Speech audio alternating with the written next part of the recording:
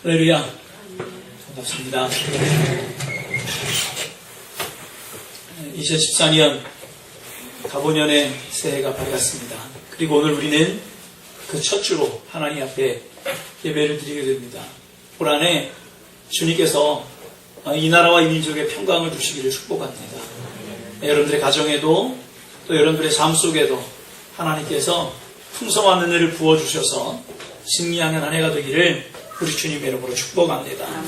여러분, 오늘 작년에 1월 첫 주부터 시작해서 요한계시록을 11월 달까지 같이 나누었습니다. 작년에 요한계시록 같이 보았고요. 올해부터는 우리가 로마서를 같이 나누고자 합니다. 근데 제가 예상컨대 로마서는 주일날만 이렇게 같이 나누게 되면 마틴 로이드 존스 목사님 같은 경우는 로마서만 13년을 했습니다. 13년 동안 주일 설교에 로마서만 했습니다. 1년 안에 끝나지는 않을 것 같습니다.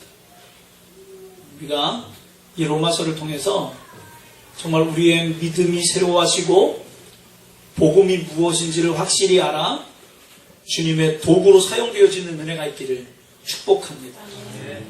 로마서는요, 많은 사람들을 변화시킨 책이에요.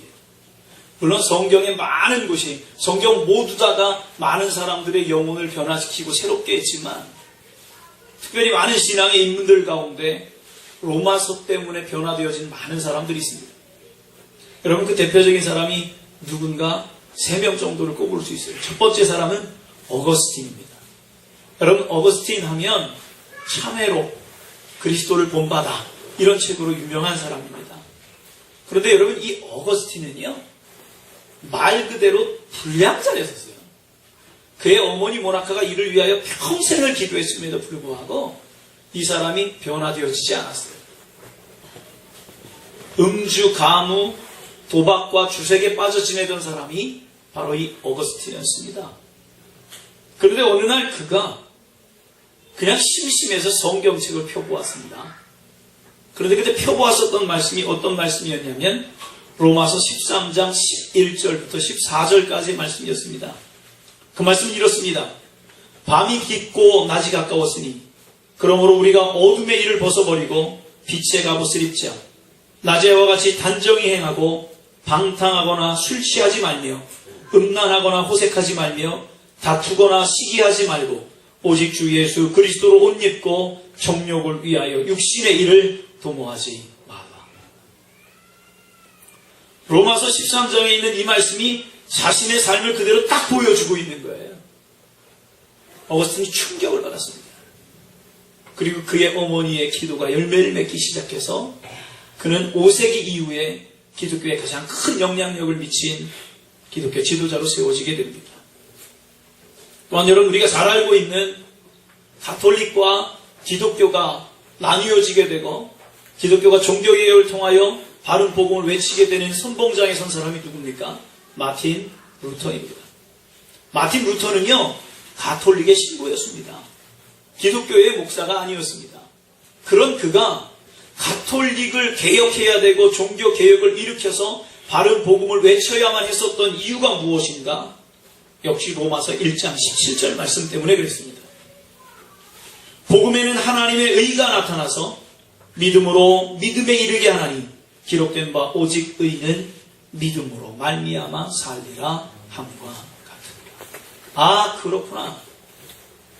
의인은 믿음으로 사는 거구나.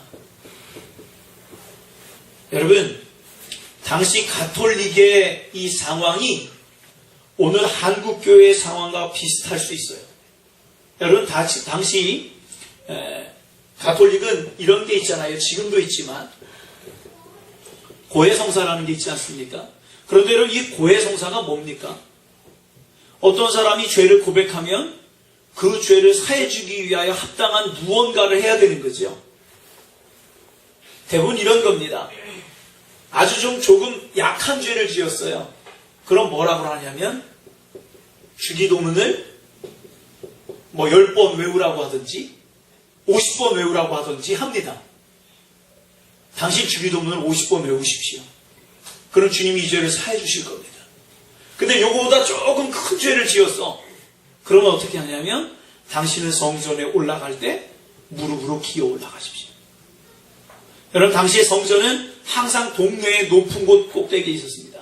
그러니까 성전으로 올라가는 길이 험합니다. 계단도 있습니다. 여러분, 거기를 무릎으로 올라간다고 생각해 봅시다.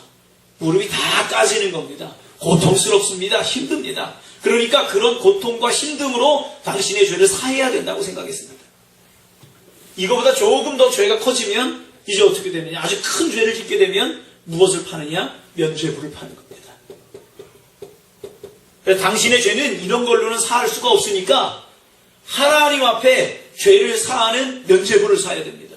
그래서 가톨릭 주교들이 돈을 끌어 모으기 시작을 한 겁니다. 여러분, 그런데 우리의 신앙이 이런 것 같죠, 그죠? 내가 죄를 지으면 무언가 해야 될 것 같고, 조금만 지면 주기도문 정도 기도하면 되는 것 같고, 좀 더 큰 죄를 지으면 더 큰 걸 해야 될 것 같고, 좀 더 큰 죄를 지으면 더 많은 헌신을 해야 될 것 같은, 소위 말하면 공로주의에 빠져 있는 게 우리의 모습은 아닙니까? 하루는 마틴 루터가 자신이 죄를 지어서 그들이 하던 대로 자신이 가르치던 신학대학 위에 있었던 성전을 오르기 위해서 무릎으로 계단을 기어 올라갔습니다. 이게 무릎으로 가는 건지 모르겠지만 아무튼 무릎으로 계단을 기어 올라가기 시작했습니다. 계단을 기어 올라가는데 너무 힘들고 아픈 겁니다. 계단을 다 기어 올라가면서 느낀 게 이것으로는 하나님께서 우리의 죄를 사할 것 같지가 않다라는 생각이 들었습니다. 근데 하루는 그의 친구 신부님과 함께 길을 걸어가고 있었습니다. 비가 왔습니다. 이 둘은 우산을 쓰고 갔습니다. 그런데 하늘에서 번개가 쳐가지고 이 마틴 루터 옆에 있었던 신부님의 우산에 맞았습니다. 그래서 신부님이 그 자리에서 즉사했습니다. 마틴 루터가 보니까 자기보다 이 친구 신부는 훨씬 거룩했거든요. 이게 뭐예요? 왜 하나님이 나보다 훨씬 거룩한 이 친구에게 번개를 내려서 이 친구를 데려가지? 당시 가톨릭은 우리가 지금 생각하는 것처럼 뭐라고 생각하냐면 이런 걸 하나님의 심판이라고 생각했어요. 근데 여러분, 이게 하나님의 심판입니까? 젊은 사람이 일찍 암에 걸려서 죽으면 그 하나님의 심판입니까? 우리는 그런 쪽으로 봐요, 다. 왜 그런 줄 아세요? 영생관이 없어서요. 죽으면 어디 가는 건데요? 천국 가는 거잖아요. 근데 왜 우리는 일찍 죽은 걸 심판받는 거라고 생각하지요? 아니지요. 그럴 수 없지요. 마틴 루터가 깨달았어요. 이게 뭔가가 잘못됐구나. 마틴 루터가 다시 성경을 연구하기 시작했습니다. 그리고 로마서 1장 17절에 부딪혔을 때 그렇구나. 의인은 오직 믿음으로 사는 거. 저는 저 뒤에 기타를 전원만 눌러서 꺼주시면 되겠습니다. 그는 로마서를 새롭게 쓰기 시작했고 새로운 기독교를 만들어내기 시작했습니다. 결국 지금 기독교는 오직 의인은 믿음으로 말미암아 살리라는 믿음을 믿고 행함이 아닌 은혜로 받는 구원을 믿고 삽니다. 1738년 5월 24일 한밤에 마틴 루터가 쓴 로마서 강의 서문을 모라비안 교도들이 소리를 내서 읽고 있었습니다. 지금은 책이 많으니까 얼마든지 책을 복사할 수 있으니까 자기가 사서 개인적으로 읽지만 예전에는 책 한 권 쓰기가 어렵지 않습니까? 그래서 책 한 권이 구입해지면 사람들이 모여서 그 책을 소리내서 읽는 겁니다. 한 사람이. 그래서 길을 지나가다가 한 사람이 마틴 루터가 쓴 로마서 강해의 서론을 읽었습니다. 그런데 그것이 자신의 가슴속에 확 와닿습니다. 이 사람의 나중에 고백을 보면 자기가 번개를 맞는 것과 같았답니다. 그 소리를 듣고 그 자리에서 주저앉아서 예수님을 고백할 수밖에 없었습니다. 이 사람 또한 로마서를 통하여 변화된 사람입니다. 그 사람이 누군가? 감리교회 창시자 요한 웨슬레이입니다. 또 루터의 로마서 주석을 통해서 변화되어진 한 사람이 있는데 그 사람은 누구냐면 베드포드의 땜장이 존 버니언입니다. 그는 마틴 루터의 로마서 강해를 통해서 로마서를 다시 이해하게 되어졌고 그로 말미암아 예수 그리스도를 만나 그는 변화되어지고 복음을 전하다가 복음을 전하지 말라는 황제의 명을 어긴 죄로 감옥에 갇히게 됩니다. 그 감옥에 갇혀서 그는 철로역정이라는 놀라운 저수를 하게 되어지고 하나님의 은혜라는 역작을 남기게 되어집니다. 그리고 풀려나 또 복음을 전하다가 한 달 만에 다시 감옥에 갇히게 되어집니다. 여러분 이처럼 로마서는 수많은 사람들을 변화시킨 책입니다. 그리고 수많은 심령들을 하나님께 새롭게 돌아오도록 만든 위대한 성경입니다. 저는 소망합니다. 이 로마서를 같이 나눌 때 하나님께서 우선 저를 먼저 변화시키기를 소망합니다.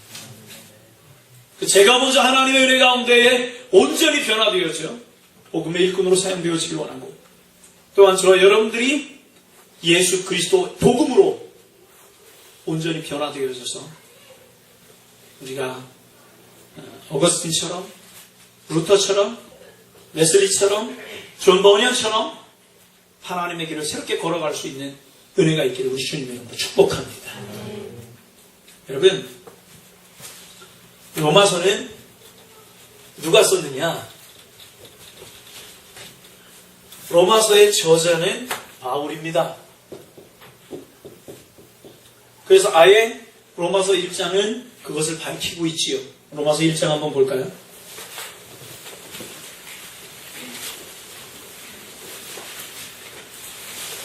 (1장 1절입니다) 같이 읽겠습니다. 시작. 예수 그리스도의 종 바울은 사도로 부르심을 받아 하나님의 복음을 위하여 택정함을 입었으니 그리고 7절이요. 로마에서 하나님의 사랑하심을 받고 성도로 부르심을 받은 모든 자에게 하나님 우리 아버지와 주 예수 그리스도로부터 은혜와 평강이 있기를 원하노라. 자, 로마서의 저자는 바울입니다. 로마서의 수신자는 누굴까요? 받는 사람들, 로마 교회입니다. 그런데 좀 요걸 다뤄야 합니다. 우선 바울을 다뤄보겠습니다. 여러분, 바울에게는요, 꿈이 있었습니다. 바울이 예수님을 만나기 전의 꿈은 최고의 율법가가 되는 것이었습니다. 그래서 그는 우리나라로 따지면 서울대 법대 수석 졸업생입니다. 그는 자기를 뭐라고 소개했냐면 가말리엘의 소생이라고 그랬습니다. 당시 가말리엘은 어떤 사람이었냐면 최고로 유명한 랍비였습니다. 랍비는 말씀을 온전히 율법을 이해하고 있는 사람이었습니다. 근데 지금은 매년 대학 입학을 통해서 법대에 들어가는 사람들이 매년 생겨지고 졸업생들도 매년 생겨지지만 당시는 그러지 않았습니다. 우리 동양에도 그랬죠. 공자, 맹자 뭐 이런 사람들이 수아의 제자를 그렇게 많이 두지 않았죠. 그죠? 일평생 몇 명만을 두었을 뿐입니다. 가말리엘도 역시 그랬습니다. 가말리엘이 일평생 10명 이하의 제자를 두었다 그래요. 그런데 그 중에 한 사람이 누구냐? 바울이었습니다. 그는 최고의 스승 앞에서 배운 최고의 지성이었습니다. 많은 사람들이 바울을 부러워했고 바울을 존경했고 바울의 지성과 바울의 율법 이해를 높게 샀습니다. 그래서 유대교에서 바울에게 주어진 명령은 무엇이냐면 기독교를 핍박하라는 것이었습니다. 아니 이단, 저 나세렛 이단 기독교를 너가 이기라는 것이었습니다. 무엇으로? 하나님의 말씀인 율법으로 이기라는 것이었습니다. 왜요? 법을 제대로 알아야 이단으로 불려졌던 기독교를 이길 수 있는 거 아닙니까? 그래서 예수님을 만나기 전에 바울의 비전은 최고의 율법가였습니다. 참 좋은 비전이죠. 그런데 하루는 바울이 예수님을 믿는 자들을 핍박하기 위하여 다메섹으로 가는 도중에 하늘에서 강한 빛이 그를 비추었습니다. 말을 타고 가던 그가 눈이 멀었습니다. 말에서 떨어졌습니다. 순식간에 장님이 되어버렸습니다. 아무것도 볼 수 없었습니다.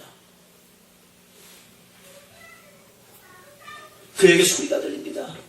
사울아, 사울아, 네가 왜 나를 핍박하느냐? 바울의 원래 이름은 사울이었습니다. 사울이라는 뜻은 어디서 많이들 보셨지요? 이스라엘 나라의 첫째 왕 사울이잖아요. 이스라엘 나라의 첫 번째 왕이 사울이었기 때문에 사울이라는 뜻은 당시 이스라엘 나라에서 크다라는 의미로 불려졌습니다. 그의 부모가 아마 바울에게 너는 이 나라와 이 민족을 위한 큰 인물이 되라는 뜻으로 사울이라고 이름을 지은 것 같습니다. 그런데 그 다메섹 도상에서 예수님의 사울을 부른 겁니다.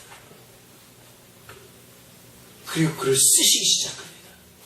내가 너를 이방인의 도구로 사용했다. 너는 이제 나를 핍박하는 자가 아니라 나의 도구가 되어져서 이방인에게 복음을 전해야 될 것이다. 3일 동안 장님이 되어져 눈을 못 뜨고 있는 사울이라는 청년에게 하나님은 아나니아를 보내십니다. 그가 가서 사울에게 안수했을 때 그의 눈에 비늘 같은 것이 떨어지고 그가 새롭게 세상을 볼 수 있게 되었습니다. 이후로 사울은 광야로 들어갑니다. 얼마 동안? 12년 동안. 아라비아 광야로 들어가서 구약성경을 다시 보기 시작합니다. 구약성경을 다시 보기 시작했다는 건 율법을 다시 보기 시작했다는 겁니다. 율법을 예수 그리스도를 만난 다음에 구약을 읽으니까 구약은 법이 아니고 무엇이었어요? 사랑이었어요. 예수 그리스도가 여기 있습니다. 예수 그리스도의 초점에 맞춰서 바울은 성경을 이해하기 시작한 겁니다. 그 이후로 바나바의 초청에 의하여 바울이라는 사람의 선교 사역지는 첫 번째 안디옥 교회가 됩니다.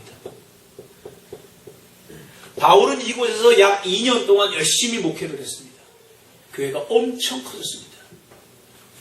안디옥 교회 성도들에게 바울은 권합니다. 나는 이방인의 사도로 부름받았습니다.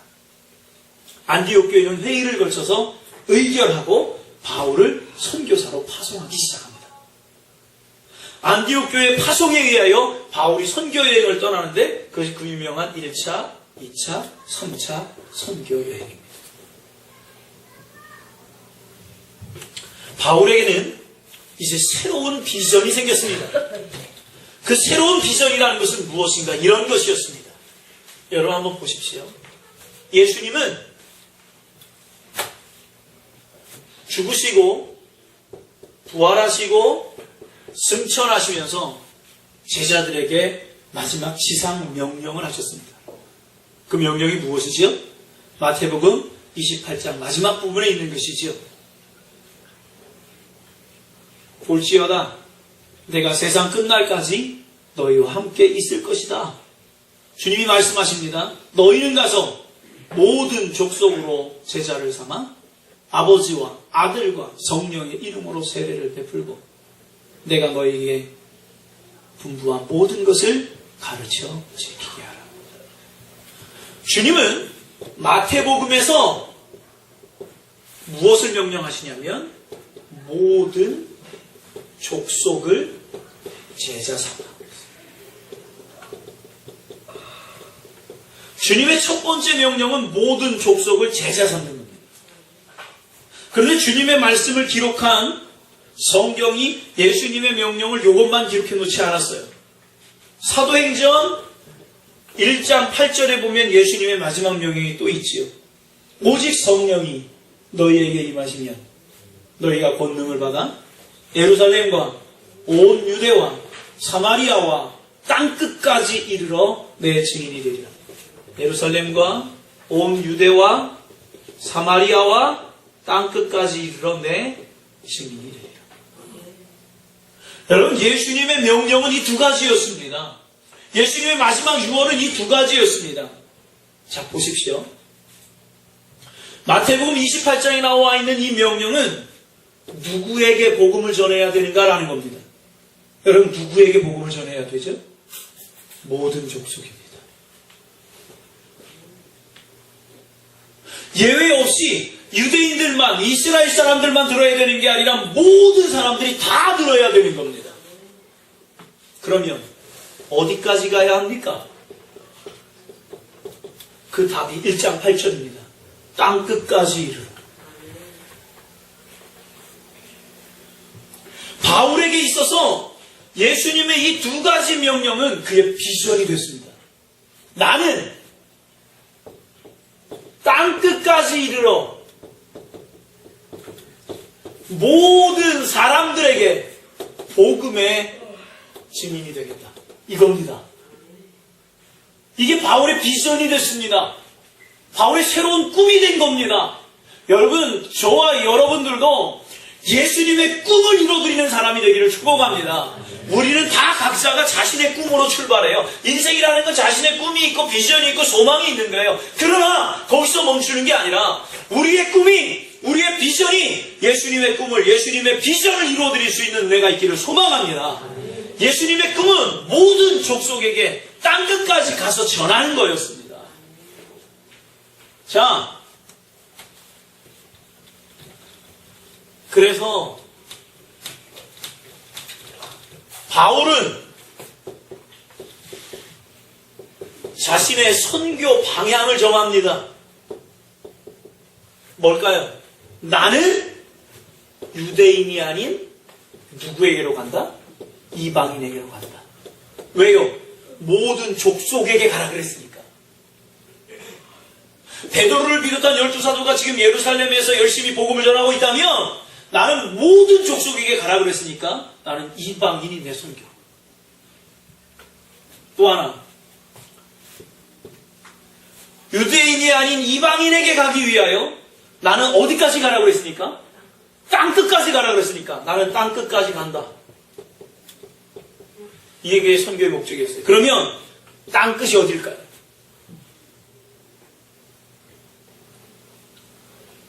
여러분, 땅끝이 어딜까요? 바울에게 있어서 땅끝은 스페인이었습니다. 지금은 비행기가 있고 배가 있고 뭐가 있고 인공위성이 있고 이래서 지구가 둥글고 뭐 다 알죠, 그죠? 근데 지구가 둥글다는 건 이로부터도 1000년이 지난 후에 갈릴레오가 그 계란을 땅 깨고 그래도 지구는 둥글다는 겁니다. 당시 로마가 세계를 지배할 때 로마의 영역 가운데에 땅끝은 어디였느냐? 스페인이었습니다. 거기 이후로는 아무것도 없다고 생각한 거예요.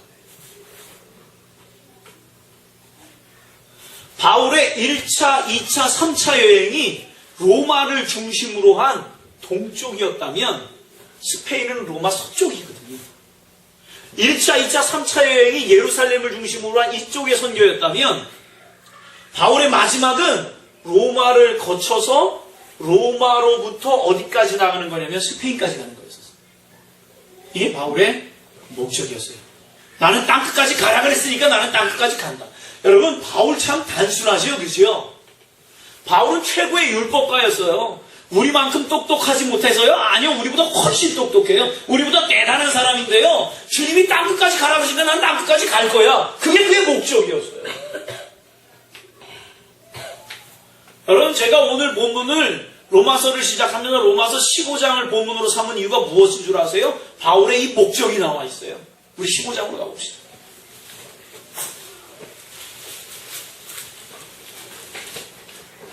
15장 22절 같이 한번 읽겠습니다.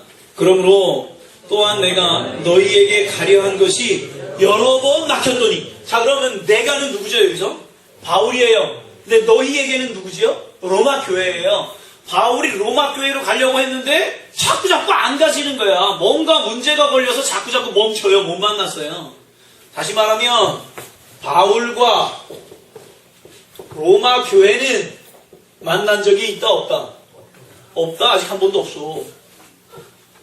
그럼 이 말은 뒤집어 말하면 로마 교회는 바울이 세운 교회가 아니다. 고린도전서의 고린도, 에베소서의 에베소, 빌립보서의 빌립보, 데살로니가. 여러분, 이런 교회들은 바울이 세웠어요. 그죠? 바울의 복음으로 말미암아 세워진 교회거든요. 근데 로마 교회는 아니야. 독특해요. 자, 그러면 로마 교회가 언제 생겼는가는 조금 이따가 좀 나눠보고요. 오늘 본문을 한번 보십시오. 바울의 비전과 연결돼서 23절은 건너뛰고 이제 24절 같이 한번 읽겠습니다. 23절 보십시다. 23절 시작. 이제는 이 지방에 일할 곳이 없고 또 여러 해 전부터 언제든지 서바나로 갈 때, 여러분 서바나가 뭐죠? 스페인이에요. 이게 스페인을 한문으로 써놓고 이걸 읽으니까 서바나가 된 거야. 바울은 지금 어디를 가려고 생각하고 있어요? 스페인을 가려고 생각하고 있어요. 거기가 땅끝이니까. 서방으로 갈 때에 너희에게 가리기를 바라고 있었으니, 다시 말하면 이 그냥 대강 그린 지도 예루살렘에서 어디를 거쳐서 로마를 거쳐서 스페인으로 가야 되는 거야. 지금이야 비행기 타고 그냥 한번 가면 되지만 그게 아니고 이렇게 거치고 가야 되죠. 근데 그 거치는 과정 가운데 로마를 거치기를 원했어요.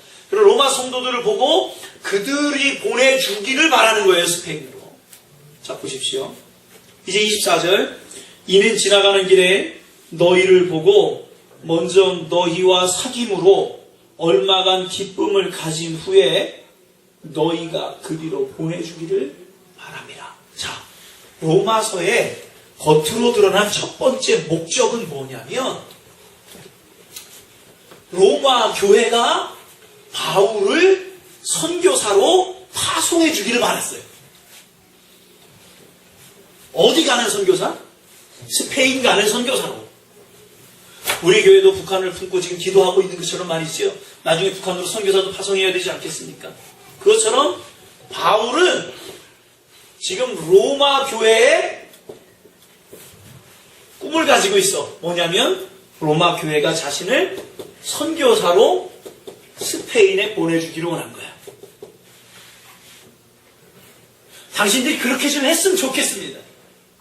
나를 스페인의 선교사, 그래서 주님의 명령인 그 주님의 꿈인 땅끝까지 이르러서 복음을 전하는 선교사가 되도록 나를 좀 도와주셨으면 좋겠습니다. 근데 25절. 그러나 이제는 내가 성도를 섬기는 일로 예루살렘에 가노니, 이렇게 되어 있어요. 지금 로마로 가야 돼요. 자, 보십시오. 예루살렘은 여기야. 이쪽이 로마가 있으면 이쪽이 스페인이에요. 아시는 것처럼 이렇게 가야 되는 거죠. 그러면 나는 지금 어디로 가고 있대요? 예루살렘으로 간대. 그럼 거꾸로 가고 있는 거죠. 스페인으로 가야 될 사람이. 근데 바울이 로마서를 어디에서 썼냐면, 로마서를 어디에서 썼는지 딱 드러나는 게 16장 1절이에요. 한번 보십시오. 로마서 16장 1절. 읽어볼까요? 시작. 내가 겐그레아 교회의 일꾼으로 있는 우리 자매 베베를 너희에게 추천하노니. 자, 이 말은 뭐냐면요. 바울이 로마서를 썼어요. 근데 지금 같으면 어떡할까요? 이메일을 보내겠죠, 그냥. 근데 그때 당시에는 우편제도가 없잖아요. 물론 로마에는 우편제도가 있었어요. 그런데 이런 거 보낼 수가 없죠. 지금 기독교는 핍박받고 있는 상황이니까. 그러니까 바울이 써서 이걸 누군가에게 부탁을 해가지고 보내야 되잖아요. 그런데 누구의 손에 맡겼냐면 겐그레아 교회의 집사 베베에게 써서 줬대요. 그럼 바울이 어디에서 쓴 거예요? 겐그레아라는 곳에서 쓴 거예요. 로마서를. 그런데 겐그레아는요, 로마와 예루살렘의 중간 지점이 있어요. 그러니까 베베 집사님한테 로마서를 써서 일로 가게 만들고 자기는 여기로 가는 거죠. 예루살렘으로 가는 거죠. 근데 중요한 게 있습니다. 이 거리가 만만치 않은 거리예요. 1000km가 넘는 거리거든요. 겐그레에서부터 로마까지는요. 근데 이 거리를 누구를 보내느냐? 남자가 아닌 여자 집사를 보내요. 16장 1절, 내가 겐그레아 교회의 일꾼으로 있는, 여기서 일꾼이라는 말은 밑에 뭐라고 되어 있습니까? 줄 달려 있지요? 집사, 이런 뜻이에요. 여러분, 우리가 집사라는 직분을 갖고 있잖아요. 집사가 무슨 뜻인 줄 아세요? 일꾼 뜻이에요. 종, 이런 뜻이에요. 집사직을 받지 않기를 바랍니다. 예? 일꾼이라는 뜻이에요. 그러니까 집사가 어떻게 살아야 되는지 우리가 좀 알아야겠지요. 겐그레아 교회의 집사인데 그분은 누구냐면 자매인 베베 집사야. 그러면 이 베베 집사의 성은 여자의 여자. 여러분, 여자 집사인 베베가 바울의 로마서를 가지고 간다고 한번 생각해 보십시오. 여러분, 지금처럼 로마서가 요 종이짝으로 적어진 요만한 건 줄 아세요? 당시에 종이가 있었습니까? 없었습니까? 없었습니다. 그러니 당시에 글을 어디다 써야 돼요? 두 가지, 파피루스라는 건 뭐냐면 애굽에서 나오는 갈대를 얇게 이제 말려가지고 펴가지고 만든 종이 대신. 근데 이 파피루스는 잘 부서져. 그러니까 거기다 잘 못 써. 대부분 어떻게 해야 돼요? 가죽을 피는 거예요. 가죽을. 그래서 아주 얇게 펴가지고 거기에다 글을 쓰는 거예요. 그러니 대부분의 성경은 두루마리로 되어 있는 거죠. 그래서 성경 두루마리인 거죠. 그러니 이게 양이 얼마나 될까요? 보통 아닌 거예요. 어마어마한 무게입니다. 이걸 가지고 베베가 가는 겁니다. 로마에.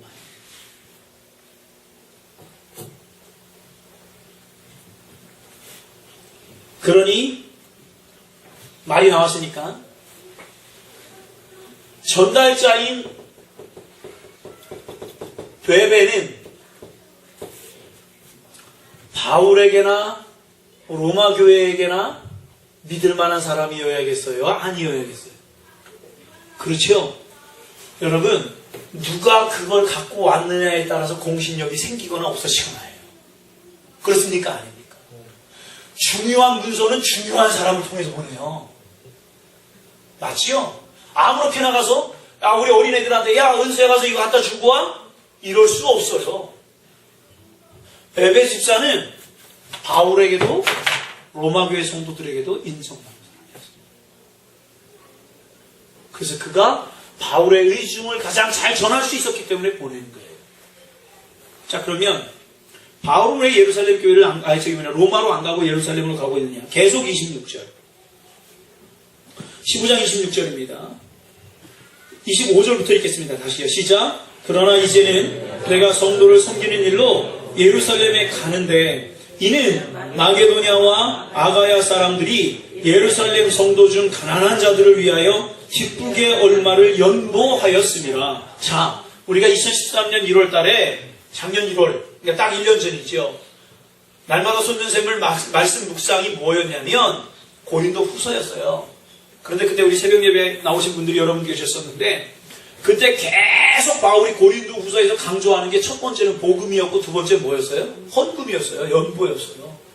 바울은 이상하게 헌금 설교를 엄청나게 했어요. 왜요? 너희가 구원을 받았으면 물질로 도울 줄 알아야 된다.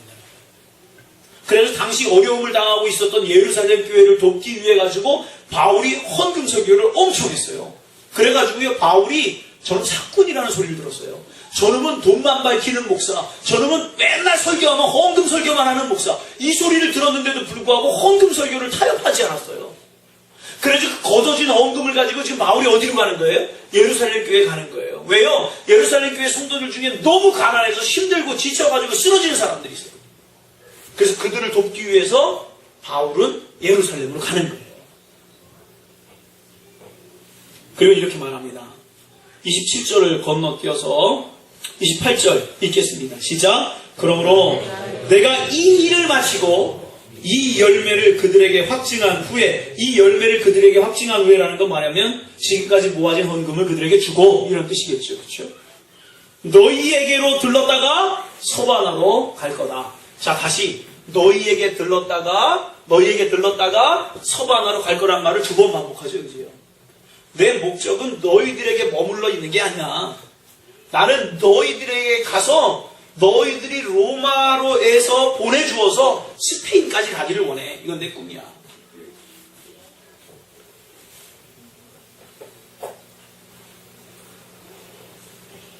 (29절) 읽습니다. 시작. 내가 너희에게 나아갈 때에 그리스도의 충만한 복을 가지고 갈 줄을 아노라. 바울은 다짐해요. 뭐라고 하면 예루살렘에다가 헌금을 가져다 주고 난 후에 내가 너희들에게 갈 때는 예수 그리스도의 풍성한 복을 가지고 가게 될 거예요. 자, 그러면 문제가 있습니다. 그럼 로마서의 핵심은 뭐여야 될까요?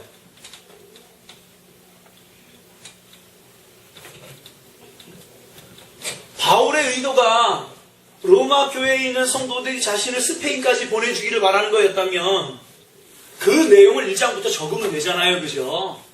우리 이렇게 사니까 그리스도인들은 보내줘야 돼. 나 선교할 테니까 보내주십시오. 해야 될 거 아닙니까?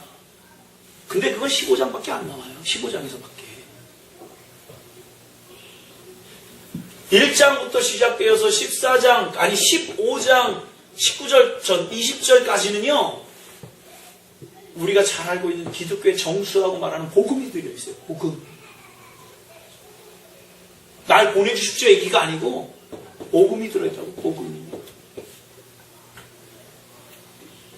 그러면 바울이 이렇게 로마서 전체를 통하여 복음을 기록하는 이유가 무엇일까요? 그럼 간단해요. 자, 보십시오. 로마 교회 성도들이 진리의 복음을 듣고 변화되고 그들이 예수 그리스도의 은혜에 감격되면 바울이 스페인으로 보내달라고 하지 않아도 보낼까요? 안 보낼까요? 보내지요. 그렇죠? 예수 만난 사람들은요. 헌신하지 말라고 해도 헌신하지요. 하나님께 드리지 말라고 해도 드리지요. 그렇습니까? 아닙니까? 복음대로 살지 말라고 해도 복음대로 살아요. 그런데 문제는 뭐냐면 변화되지 않은 사람들에게, 복음을 만나지 못한 사람들에게 보내달라고 조르면 이건 뭐 되는 거예요? 돈 뺏는 것밖에 안 돼요. 물질 뺏는 것밖에 안 되는 거야. 그래서 바울은 우선 로마 교회 성도들이 복음을 통해 변화되기를 바랬어요. 복음을 만나면, 예수를 만나면, 예수 안에 그들의 믿음이 새로워지면 그들은 자연적으로 바울을 사도로 인정하게 될 것이고 예수 그리스도의 꾸민 땅끝까지 이르러 내 증인이 되리라는 것에 선교자로 동참할 것을 알았기 때문에 복음으로 그들의 믿음을 성장시키고 그로 말미암아 이들이 선교에 헌신하도록 만드는 거예요. 성장과 헌신, 이 두 가지가 로마서의 키워드예요. 복음은 우리를 자라게 하는 줄 믿습니다. 복음은 우리를 성장시키는 줄 믿습니다. 그러나 거기서 그치지 않아. 낚시 잘한 거, 내 몸무게 늘어난 거, 이걸 끝 아니죠. 부모들이 어른이 되도록 잘 길렀어. 그러면 어떻게 해야 돼? 헌신해야지 이제. 나라를 위해서도 헌신해야 되고 가정을 위해서도 헌신해야 되고 자신이 결혼을 해서 아이를 낳았다면 자식을 위해서도 헌신해야 되는 거예요. 그렇지 않습니까? 여러분, 성장은 무엇이 동반되어지게 돼 있어요? 헌신이라는 게 동반되게 돼 있어요. 내가 믿음이 성장되어져 있는데 아직 헌신을 안 해? 여러분, 그거 믿음 자란 거 아니에요. 그래서 교회는 헌신하는 곳이에요. 그럼 복음은 우리를 자라게 하는 줄 믿습니다. 자, 그러면 근데 문제는 여기에 있어요. 이제 로마 교회 성도들과 바울은 만난 적이 있다 없다? 없다. 한 번도 못 만났어요. 편지가 먼저 간 거야, 바울 대신. 그러다 보니 문제가 생겨요. 로마 교회 성도들이 바울을 사도로 인정할까요, 안 할까요? 인정을 하는 부류가 반, 안 하는 부류가 반이었어요. 왜요? 사울이 어떤 사람이었느냐?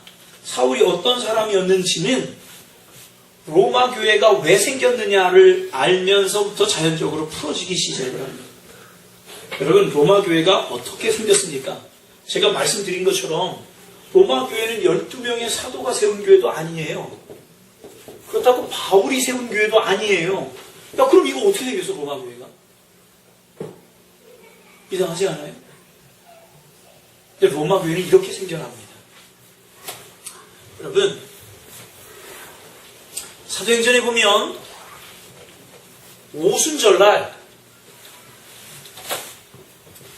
성령이 임하죠, 그죠? 사도행전 2장의 말씀입니다. 근데 사도행전 2장의 말씀 이후로 성령이 임하니까 그 이후로 예수 그리스도를 고백하는 사람들이 생겨납니다. 사도행전 3장에 뭐가 나옵니까? 베드로의 첫 번째 설교가 나옵니다. 물론 사도행전 3장 앞에는 베드로와 요한이 성전 림문에 앉아있는 안심뱅이를 고친 사건이 나오죠.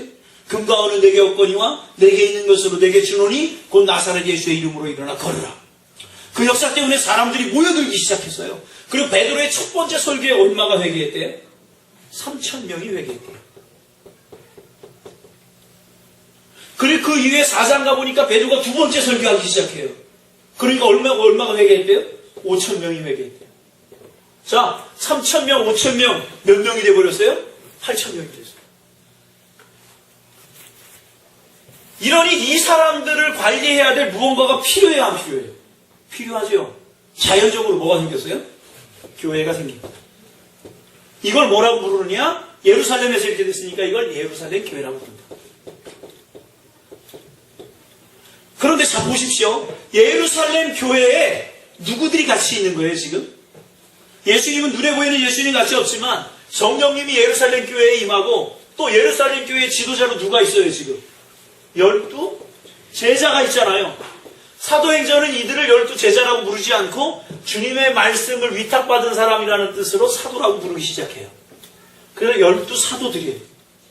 자, 베드로, 야고보, 요한, 안드레, 도마, 마태 이런 사람들이 이런 분들이 목사님으로 있어. 교회 부흥될까요? 안 될까요? 어마어마하게 성장하겠죠, 그죠? 그렇습니까? 아닙니까? 그래서 예루살렘 교회가 계속해서 커지는 거야. 기적도 나타났잖아요. 역사가 나타나잖아요, 자꾸. 근데 거기서도 사건이 나와요, 또. 아나니아와 삽비라처럼 땅 숨겼다가 또 죽기도 해요. 근데 여러분 중요한 게 있어요. 교회가 자꾸 성장되고 교회가 평안하고 든든해져 갔다고 성경이 말하고 있거든요. 그러다 보니까 여러분 교회가 평안하고 든든해지면 뭘 까먹을까요? 이대로 좋사오니가 되버려요. 그냥 여기가 좋사오니 하나님 이거 그냥 유지하며 살죠. 그러니 뭐가 없어져요? 주님의 뜻을 이루어야 한다라는 개념이 없어져요. 여러분 주님의 뜻은 뭐였죠? 성령이 너희에게 임하시면 예루살렘과 그 다음 온 유대와 사마리아와 땅끝까지 이르러서 내 증인이 돼야 돼.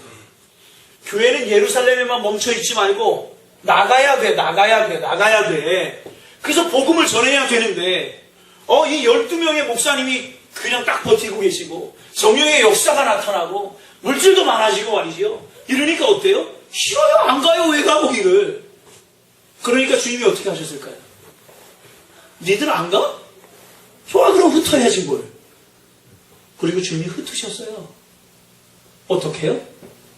유대교를 쓰신 거야. 기독교가 예루살렘에서 팽창해 가기 시작하니까 위기의식을 누가 느껴요? 유대교가 느끼기 시작한 거야. 이러다 큰일 나겠다 이거. 저 이단이라고 생각했는데 엄청 커지네 이거. 그러니까 어떻게 해요? 로마와 유대교가 결탁해서 기독교를 핍박하기 시작합니다. 누구를 잡아들이기 시작해요? 베드로 잡아와. 잡아들여. 야고보 잡아와. 요한도 잡아와. 다 불러들이는 거야. 그리고 예수 믿어 모이기만 해. 그러니 어떻게 될까요? 교회가 깨진 게 아니고 흩어졌어. 믿는 것 때문에 핍박을 당하니까 어쩔 수 없이 예루살렘을 떠나야 돼. 믿음을 버릴 수는 없으니까. 그래서 떠나게 된 사람들이 곳곳으로 흩어지는 거야. 이걸 제2의 디아스포라라고 불러요. 디아스포라라는 건 뭐냐면 흩어진 유대인들 이런 뜻이에요. 근데 유대인들은 한번 바벨론의 포로로 잡혀갔을 때 처음에 한번 흩어졌었거든요. 그런데 이때 또 흩어져요, 유대인들이. 그런데 여기서 흩어진 사람들이 어디로 간 거야? 여기도 가고 저기도 가고. 그래서 생겨난 게 어디야? 안디옥 교회. 그래서 바울이 여기서 파송을 받았지요. 그리고 또 흩어져서 여러 곳으로 갔겠지요. 그 중에 많은 사람들이 어디로 간 거야?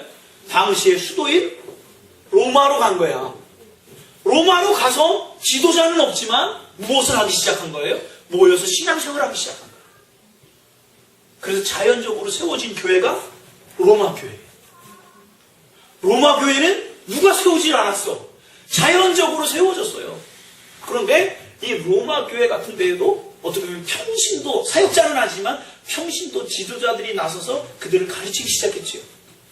그 대표적인 사람이 누군가 성경이 그걸 우리에게 기록하고 있습니다. 사도행전 18장 가봅시다.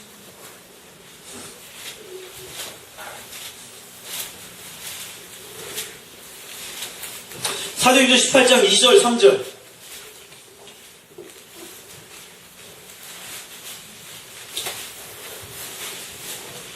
(1절부터) 읽겠습니다. 1절부터 설명하면 이제 앞에 것들을 이제 이해하기 시작을 합니다. 자, 읽겠습니다. 시작. 그 후에 바울이 아덴을 떠나 고린도에 이르러. 자, 바울은 그냥 지도를 그릴게요. 아테네는 이 위쪽에 있고요. 고린도는 이 위쪽쯤에 있는데, 바울이 아덴을 떠났대요. 아덴은요, 아테네입니다. 아테네. 그리스의 아테네. 아테네를 떠나서 어디로 갔대요? 고린도로 갔답니다. 지금 고린도는 뭐라고? 코린도라고 그러죠. 코린도. 고린도로 갔어. 근데 이 고린도에서 누구를 만나냐? 아굴라라 하는 본도에서 난 유대인 한 사람을 만났답니다. 누굴 만났대요? 아굴라를 만났대. 누가? 바울이 고린도에서 아굴라를 만났대. 근데 아굴라는 왜 왔냐? 고린도를 글라우디오는 당시 로마의 황제입니다. 글라우디오가 모든 유대인들을 명하여 로마에서 뭐 하라고요? 떠나라. 자, 보세요. 아까 유대교가 핍박을 받아가지고 로마로 갔는데 로마에서 기독교가 풍성해지기 시작하니까 로마의 황제 글라우디오가 위협을 느껴요. 그러니까 어떻게 했느냐면 원래 로마 출신 말고는 다 로마 떠나 이렇게 명령을 내린 거예요. 그러니까 여기서 한참 신앙생활을 잘하던 사람들이 또 떠나야 돼. 그런데 그 중에 떠난 사람 중에 누가 있다? 아굴라라는 사람이 있는데 이 사람이 어디로 왔어? 고린도로 이사를 온 거예요. 근데 고린도로 이사를 와서 누굴 만났어요? 바울을 만난 거야. 자, 유대인을 명하여 로마에서 떠나라 한 거로 그가 그 안에 누구와 함께? 브리스길라와 함께. 자, 한 사람이 또 들러요? 브리스길라와. 라와 함께 어디로부터? 이탈리아로부터 새로운 지방. 보십시오. 브리스길라와 아굴라. 많이 들어봤죠? 그죠? 근데 중요한 건 항상 브리스길라와 아굴라 이렇게 해가지고 브리스길라가 항상 먼저야. 근데 아세요? 브리스길라는 아내고 아굴라가 남편이야. 브리스길라가 더 크게 일을 해서 그런지 항상 브리스길라와 아굴라야. 아굴라와 브리스길라가 맞는데. 아무튼 그래. 근데 여기서 만났어요. 자, 보십시오. 오늘은 이제 여기까지만 좀 해야 될 것 같은데, 브리스길라와 아굴라가 바울을 만났어요. 근데 성경에 보면 그들의 업이 같기 때문에, 업이 뭐라면 직업, 천당 만드는 일이 같아서 같이 지냈대. 근데 이들은 믿음 안에서 이미 하나였어. 그럼 보십시오. 아굴라와 브리스길라는 바울을 만나기 전에 이미 믿음을 가지고 있었습니까? 없었습니까? 있었죠. 어디서? 로마 교회에서. 자, 그러면 이제 로마 교회와 바울의 관계가 묶여지기 시작합니다. 뭐요? 아굴라와 브리스길라를 통해 바울은 로마 교회 성도들을 한 번도 만나지 못했지만 소개를 받았지. 그렇죠? 바울이라는 이런 동역자가 있다. 근데 문제는 뭐냐면 예루살렘에서 기독교가 핍박을 받을 때 그 주된 역할을 한 사람이 누구예요? 바울이잖아요. 아까 다메섹으로 가는 거. 야, 예루살렘에 흩어져서 도망올 때 그 역사적인 주도를 한 사람이 바울인데 넌 어떻게 바울이 변했다고 그러냐? 그래서 말이 안 되잖아요, 지금. 우리를 예루살렘에 있지 못하게 하고 로마로 쫓아낸 사람이 바울이야. 근데 넌 고린도에 가가지고 왜 바울이라는 이 사람이 바뀌었다고 그러냐? 그 사람이 사울 아니야? 사울 맞아. 근데 바울이야. 이름 바꿨다고 사람이 바뀌어? 지금 이렇게 나오는 거죠, 지금. 그러니 바울의 사도성을 의심할까요, 안 할까요? 의심하지 한 번도 안 만났는데. 그러니 바울에겐 이게 문제야, 지금 또. 바울은 이걸 풀어야 돼요. 그러니까 바울이 로마로 가는 선 작업을 뭘로 하는 거냐? 로마서로 하는 거예요. 바울이 직접 가면 안 돼요, 지금. 왜요? 오해가 많아져. 그러니까 바울의 글을 통하여 그가 얼마나 진정한 복음의 사도인가를 보여줘야 돼요. 그게 로마서의 또 하나의 목적이 돼요. 그렇지 않습니까? 자기의 사도권을 이야기를 해야 되잖아요. 그리고 자신이 전하는 복음이 성경적인지 예수 그리스도를 말하고 있는 것인지 정말 예수 그리스도를 구주로 고백하는 것인지를 이야기해야 되잖아요. 그렇기 때문에 바울은 지금 이 로마 교회와의 만남을 주선하고 있는 겁니다. 오늘 여기까지만 하겠습니다. 다음 주에는 그러면 바울이 전하려는 로마서에 복음이 있는데 그럼 바울의 복음이라는 건 뭘까? 바울이 전하려는 이 복음이 뭘까? 로마서의 핵심이라고 말할 수도 있겠지요. 바울이 전하는 이 복음이라는 게 무엇일까를 같이 나누고요. 다음 주에는 로마서 1장부터 16장까지의 개괄을 하도록 하겠습니다. 제가 1장부터 이런 구조, 로마서의 구조라고 하면 되겠네요. 로마서가 이런 구조를 가지고 있다라는 것, 그래서 그 다음 주부터 로마서를 좀 상세히 나가도록 하겠습니다. 그래서 오늘은 바울과 로마 교회와의 관계, 그리고 로마 교회와를 통한 바울의 목적, 로마서의 비전, 바울의 비전, 이런 부분들을 좀 같이 나누었습니다. 하나님께서 저와 여러분들에게 은혜 부어주시고 비전을 주시기를 축복합니다. 하나님께서 저와 여러분들에게 비전 주셔야 돼요. 그래서 예수 그리스도 믿는 사람들이 이런 비전 가운데 살아가는구나. 저는 소망합니다. 바울의 비전처럼 자신의 비전에서, 내 꿈에서 하나님의 꿈으로 바뀌어가는 저와 여러분이 되기를 축복합니다. 이제 우리 하나님께 찬양하면서 예배를 드리는데요. 우리는 이 한 달 동안 이 찬양을 드릴 거예요. 주보 한쪽에 껴놓은 예수 하나님의 공의. 왜 그러느냐? 다음 주에 나누겠지만 로마서가 말하는 복음, 바울이 말하는 복음의 핵심은 따라합시다. 하나님의 의. 다시요. 하나님의 의. 이 앞에 뭐 공의라고도 쓰고요. 그래서 하나님의 공의, 다 대신 예수 그리스도를 찬양하는 이 찬양을 하려고 하는 겁니다.